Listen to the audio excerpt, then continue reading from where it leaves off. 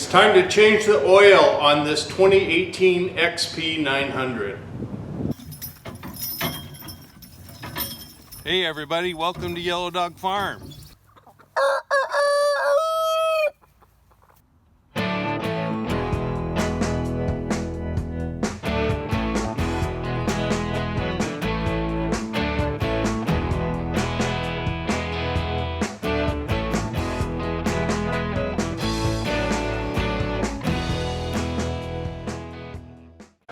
Now here's the devil's decision that I had.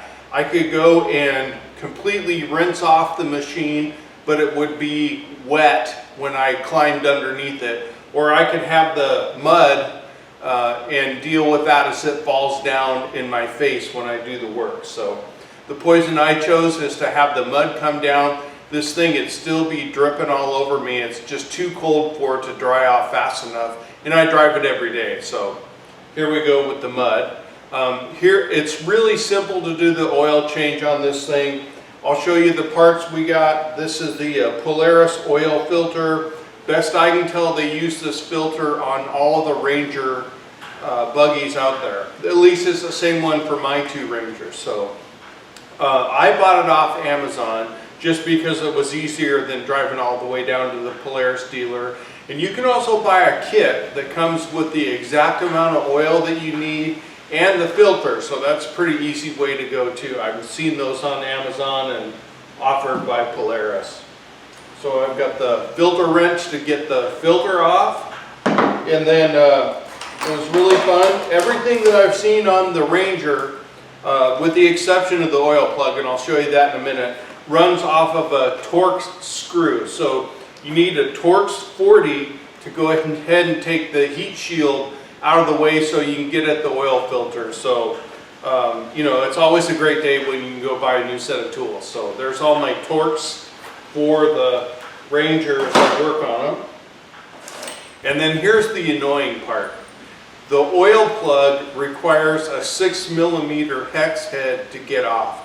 Why they went to hex when everything else on this thing is a Torx, I have no idea.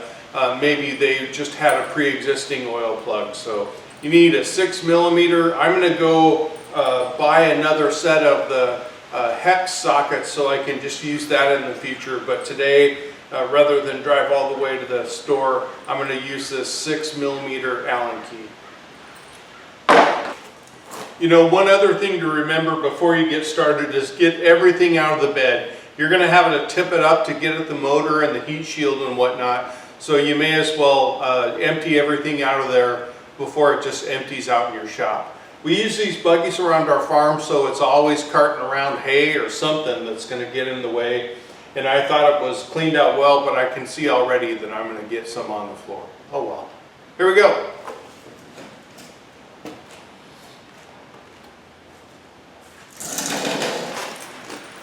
Well, a little dust and dirt never hurt anyone, right? Let's get under there and get it changed.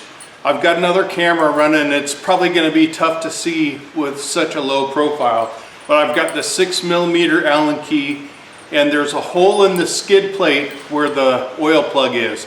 Really easy to see. I'm not going to try to point it out because it's going to be darn near impossible for you to see it. I don't have a lift, so we'll go ahead and get started.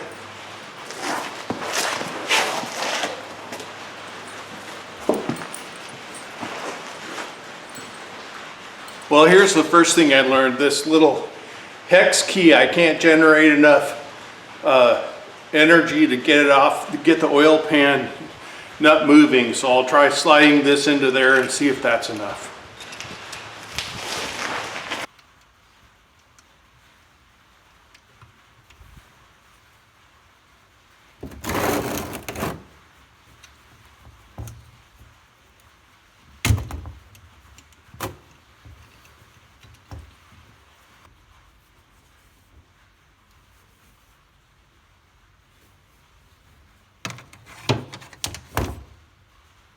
All right, it just took that little extension to get the drain plug unseated.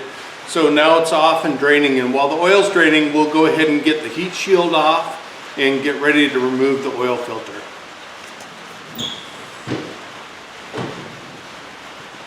here's the heat shield right here that we're going to be taking off.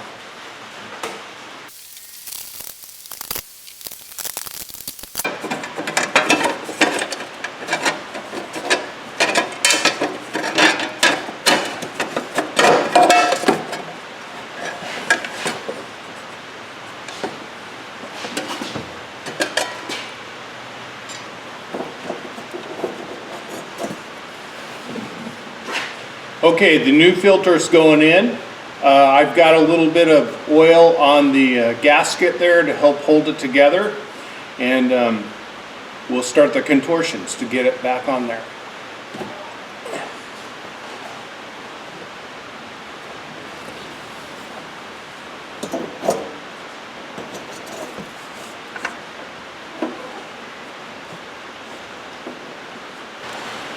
Well, it's impossible to get my oil filter wrench on this thing, so I'll be buying one of those ones that operates off of a socket here. That thing is just impossible to get my band filter wrench on. So we'll go with hand tight this time. It was even looser than hand tight, so I suspect they just did it with their hands at the dealership as well. Let's get that heat shield back on.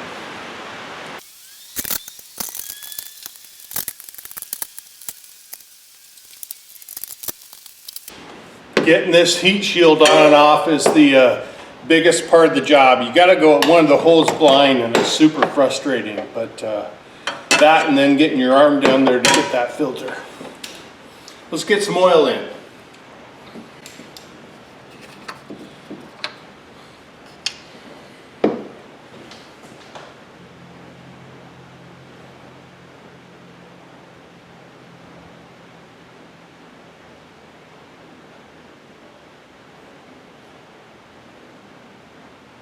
Okay, we'll fire it up for 30 seconds and check the oil.